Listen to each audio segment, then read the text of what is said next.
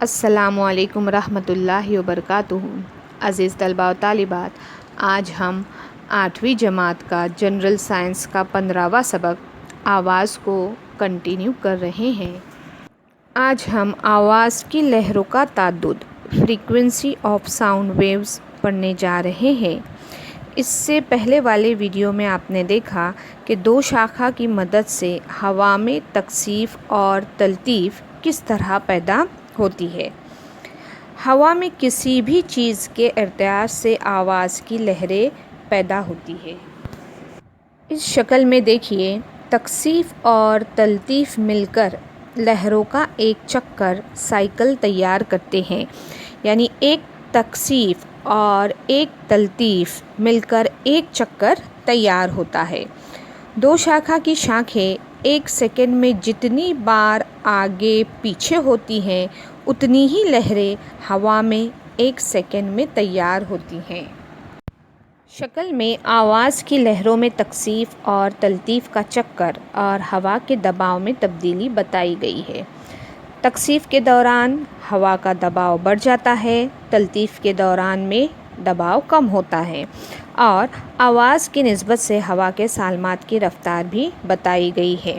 تو تکثیف میں جہاں پر دباؤ بڑھا ہوا ہے وہاں پر سالمات زیادہ دکھائی دے رہے ہیں، اور تلطیف میں سالمات کم دکھائی دے رہے ہیں۔ ایک سیکنڈ میں ہوا یا کسی اور واسطے میں پیدا ہونے والے کل تکثیف و تلطیف کی تعداد ہی آواز کی ان لہروں کا تعدد فریکوینسی ہے۔ یعنی ایک سیکنڈ میں جتنے تکثیف و تلطیف پیدا ہوں گے اس کی تعداد کو آواز کی لہروں کا تعدد کہتے ہیں، اور تعدد کی اکائی ہرٹز ہے۔ اگر ایک سیکنڈ میں ایک ارتعاش ہو تو اس ارتعاش کا تعدد 1 ہرٹز ہوتا ہے۔ دو شاخہ میں ایک سیکنڈ میں 512 مرتبہ ارتعاش ہوتا ہے۔ اس دو شاخہ میں ارتعاش کی وجہ سے ایک سیکنڈ میں 512 چکر پیدا ہوتے ہیں۔ 512 چکر مطلب 512 تکثیف و تلطیف اس میں پیدا ہوتے ہیں۔ اس وجہ سے پیدا ہونے والی آواز کا تعدد 512 ہرٹز ہوگا۔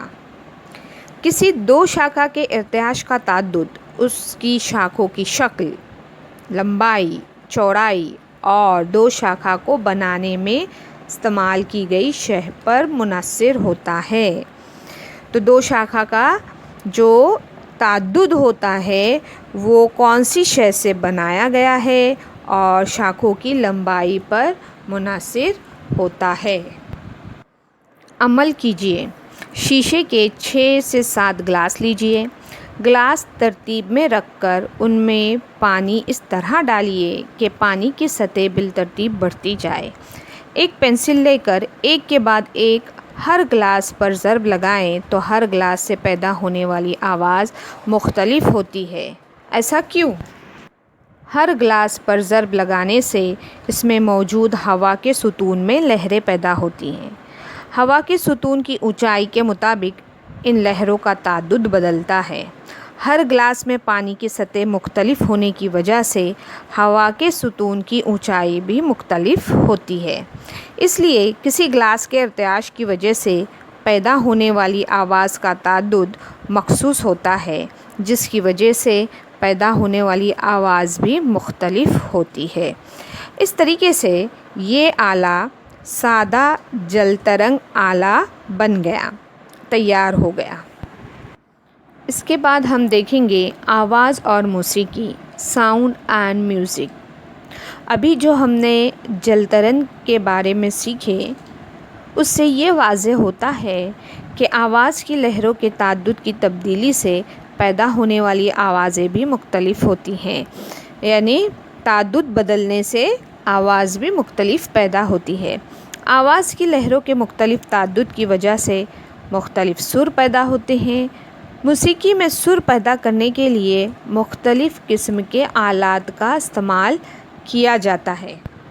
ان میں ستار، وائلن، گٹار جیسے تار بند ساز اور اسی طرح بانسری، شہنائی جیسے ساز بدم منہ سے پھونک مار کر بجائے جانے والے ساز کا استعمال ہوتا ہے۔ حلق سے بھی مختلف سر نکالے جاتے ہیں۔ تار بند سازوں میں استعمال کیے جانے والے تاروں کا تناؤ کم زیادہ کیا جا سکتا ہے۔ اسی طرح تاروں میں پیدا کرنے والے ارتعاش والے حصے کی لمبائی انگلیوں کی مدد سے کم زیادہ کر کے ارتعاش کا تعدد بدلا جا سکتا ہے، جس کی وجہ سے الگ الگ سر تیار ہوتے ہیں۔ یعنی انگلیوں کی مدد سے ارتعاش کا تعدد بدل کر الگ الگ سر تیار کیے جا سکتے ہیں تار بند سازوں سے، جس میں تار کا استعمال ہوتا ہے جن سازوں میں، جیسے وائلن، ستار اور گٹار میں۔ بانسری جیسے ساز بدم آلات میں بانسری پر موجود سوراخوں کو بند کر کے کبھی کھول کر ارتعاش پیدا ہونے والے حصے کے ہوا کے ستون کی لمبائی کم زیادہ کی جا سکتی ہے، جس کی وجہ سے ارتعاش کے تعدد میں تبدیلی ہو کر مختلف سر پیدا ہوتے ہیں۔ اسی طرح بانسری میں پھونک بدل بدل کر بھی مختلف سر تیار کیے جاتے ہیں۔ یعنی بانسری میں دو طریقوں سے سر تیار کیے جاتے ہیں، ایک پھونک بدل بدل کر اور دوسرا سوراخوں کو بند کر کے کبھی کھول کر اس میں ارتعاش پیدا کر کے سر تیار کیے جاتے ہیں۔